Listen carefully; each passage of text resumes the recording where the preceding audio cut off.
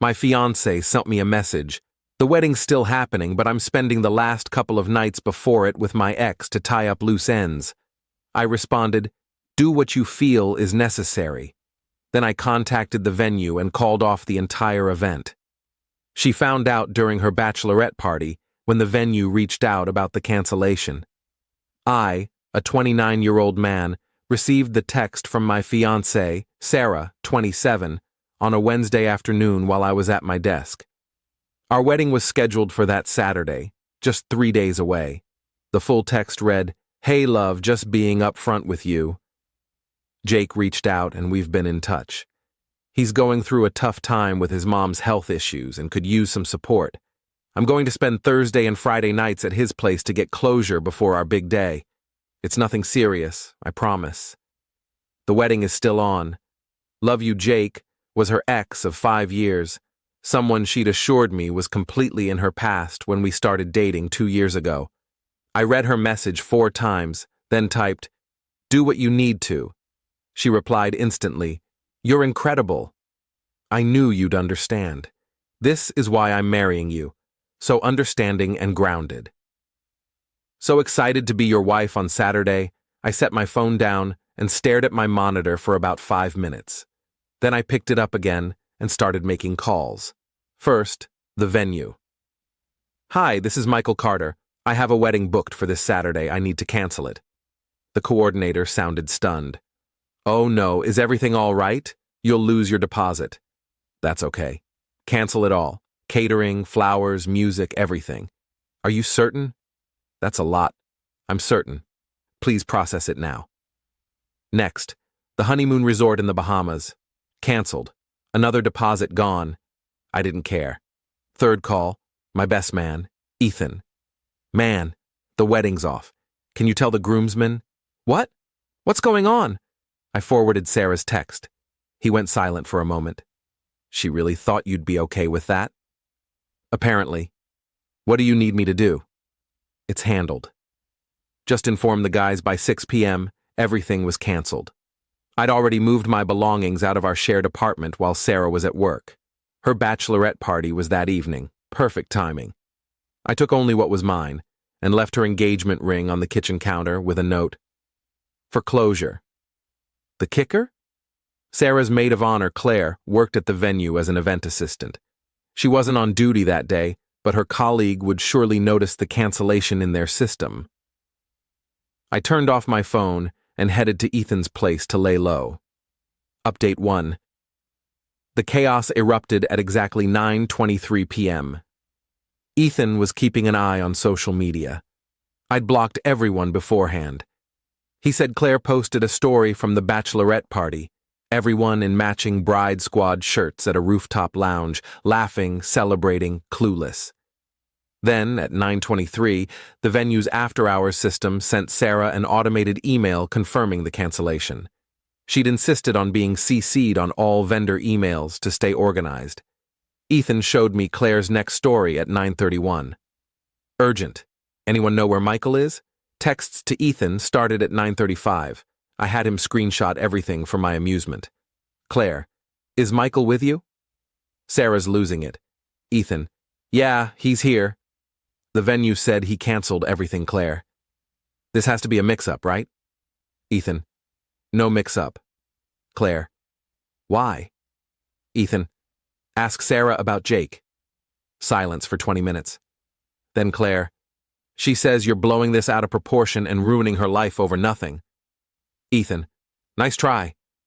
Claire, "She's crying her eyes out." Ethan, "That's rough." Next came Sarah's mom, Linda. She left 17 voicemails on Ethan's phone after somehow getting his number. They were epic. "This is absurd. The wedding is in 3 days. Tell that man to pick up his phone. We have relatives flying in from everywhere.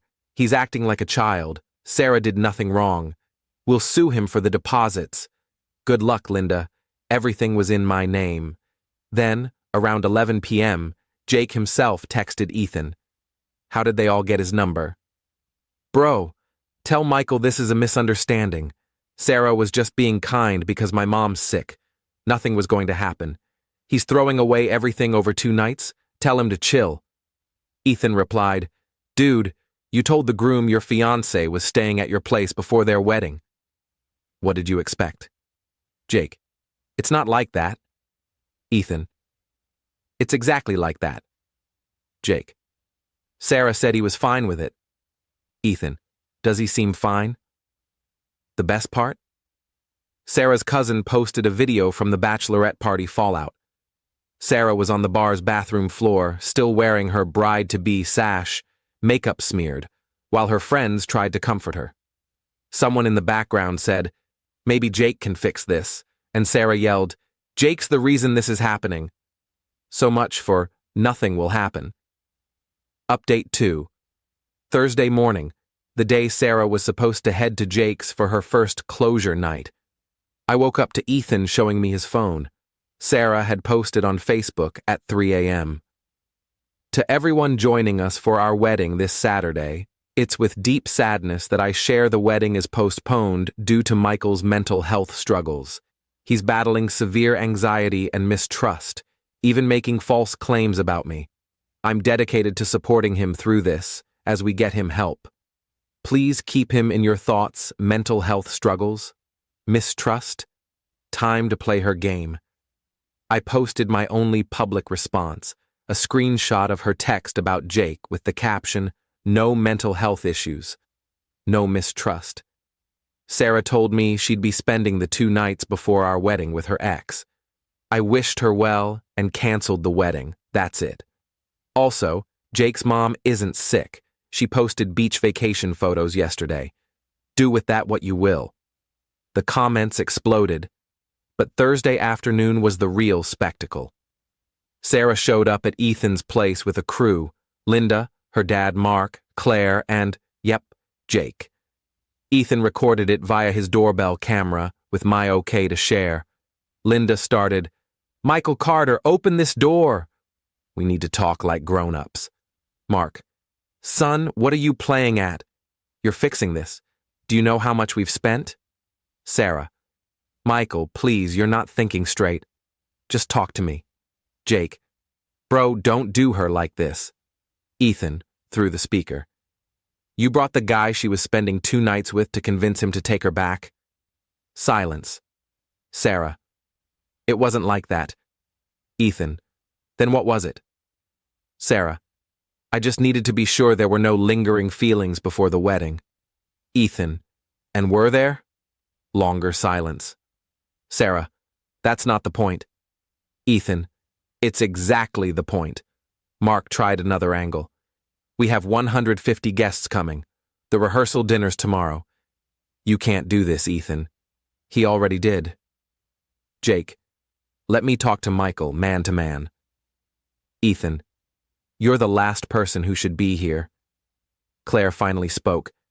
Sarah, maybe we should leave. Sarah snapped. No! He doesn't get to do this. He doesn't get to embarrass me like this. Michael, I know you're in there. You're pathetic. You'll regret this forever. I was doing you a favor by marrying you a favor. There it was. Ethan, anything else? Linda, we'll make sure everyone knows who he really is. Ethan, Michael already shared the proof. Anything else?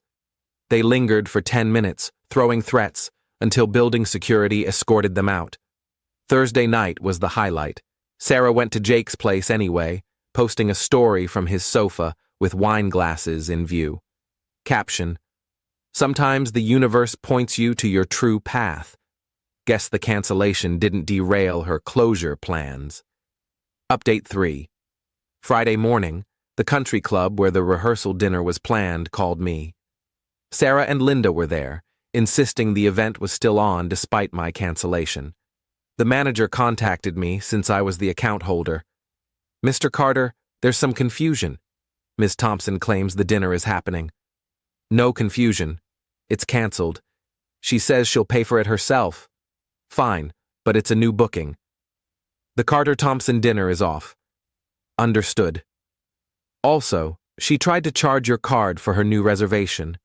When we said we couldn't, she got upset. I heard yelling in the background. Is that her now? Yes. She's demanding to speak to you. I'm good. Thanks for the call. An hour later, Mark called from a new number. I'd blocked his. Michael, it's Mark. I'm at the club. They're calling the police on Sarah and Linda. Is this what you want? I don't want anything. I'm just moving on. You're ruining her life. She made her choices with those 2 nights. You're ending it all over a text about 2 nights? Mark, did she mention she posted from Jake's place last night after the wedding was canceled? Silence. Yeah, I saw that too. Still think I'm overreacting? He hung up. The rehearsal dinner fallout was captured perfectly on social media by Sarah's gossip-hungry cousin. Sarah and Linda tried to hold an impromptu celebration at a restaurant. Only 12 of the 60 invited showed up. Jake was there, sitting next to Sarah. Her own sister, Emily, left when she saw him. Friday night was iconic. Sarah went live on Instagram, clearly tipsy on wine, tears streaming. I need everyone to hear the truth. Michael's making me out to be a cheater, but I never cheated.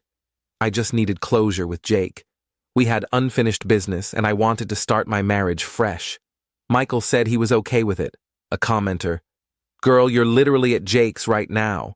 She tried to shift the camera, but everyone saw Jake's unique wall decor. This isn't just talking? Another comment. Didn't you say Michael had a mental breakdown this morning? He did. He's unhinged. Who cancels a wedding over a text? Comment. Someone whose fiancé said she's staying with her ex. Sarah sobbed. You don't get it. Jake and I have a history. Michael never understood it. Someone recorded the whole thing. It ended with Jake grabbing her phone, saying, Babe, you're making it worse. Babe. Update 4. I woke up at a mountain retreat. Yep, I took a solo trip instead. Calm, scenic, no chaos. Ethan kept me in the loop, though. The venue was a mess. Despite the cancellation, about 30 guests showed up because Sarah and Linda told everyone it was just delayed and to come for a love celebration. The venue was hosting a corporate seminar, so Sarah's relatives in formal attire wandered among tech employees doing team exercises. Linda tried to bully the venue into giving them space. The manager called the police. Again. Emily, Sarah's sister who ditched the rehearsal dinner, texted Ethan, This is madness. Mom and Sarah are saying Michael had a breakdown. Meanwhile, Sarah's been at Jake's since Wednesday. Dad learned Jake's been divorced twice and owns nothing. No house, no car. Sarah's acting like he's her soulmate. I'm mortified. The twist, Jake's sick mom, the excuse for all this, showed up at the venue thinking Jake was getting married. He'd told her that. When she learned he'd broken an engagement and lied about her illness, she exploded in front of everyone. You used my name to mess with an engaged woman? I raised you better. Sarah tried to defend him. It's not his fault. Michael overreacted, Jake's mom. You're engaged to someone else and staying at my son's place? You're both awful, perfect timing. Saturday night, Sarah made a final desperate move. She went to our old apartment. She still had her key since I wasn't on the lease, just paying half the rent. She sent me a photo of herself in her wedding dress, standing in our former bedroom. This could have been our night. I'm here if you want to talk. I replied, check your email. I'd notified the landlord I'd moved out and wouldn't pay next month's rent. She couldn't afford it alone. You can't do this. Already did. Best of luck. Where am I supposed to live? Jake's place seems cozy. She sent 43 voice messages. I didn't listen to a single one. Final update. The aftermath was wild. Sarah and Jake are officially a couple. They moved in together after she got evicted. She couldn't cover rent. They're in his tiny apartment in his mom's basement. Yep. Linda and Mark are divorcing. Mark was livid when he learned Jake wasn't the successful guy Sarah portrayed. He also found out Linda encouraged the closure because she thought Jake had a big settlement. When Mark confronted her, Linda admitted she never liked me because I wasn't driven enough. I'm a software engineer earning 6 figures, but sure. Mark emailed me. Michael, I'm sorry. I failed as a parent. You dodged a disaster. I wish I had your strength to walk away. Jake's mom contacted me. I'm sorry. My son's a letdown. You seem like a decent guy. We're cutting him off until he matures.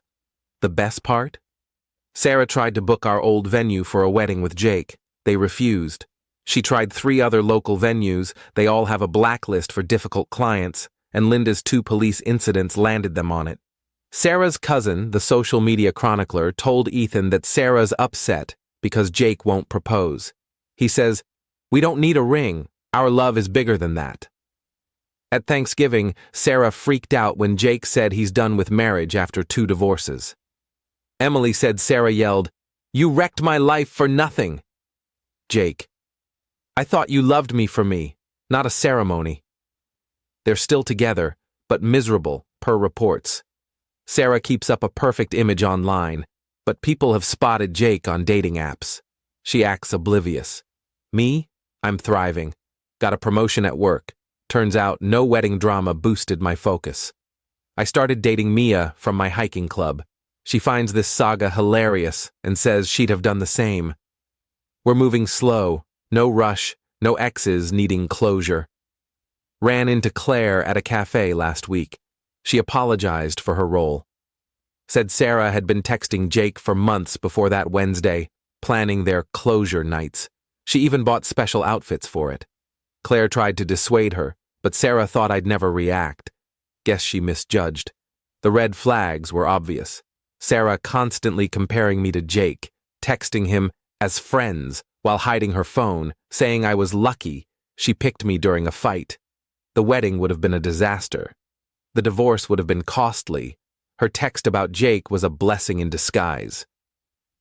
Last week, Jake's ex-wife messaged me online. Heard what happened. Welcome to the club of people who escaped that mess. FYI, he'll cheat on her in 6 months. He cheated on me with 3 women. I replied, not my problem anymore. And it's not. Truly, it's not. Edit. For those asking, yes, I got some deposits back. The photographer refunded 50%. Nice guy. The baker felt bad and returned everything but the ingredient costs. The venue and catering kept theirs, per contract. Worth every cent for my piece. Edit 2. Stop asking for Mia's hiking club details. That's creepy. Also, Sarah, if you're reading this, Jake's on Tinder as of yesterday. Emily sent screenshots. Good luck.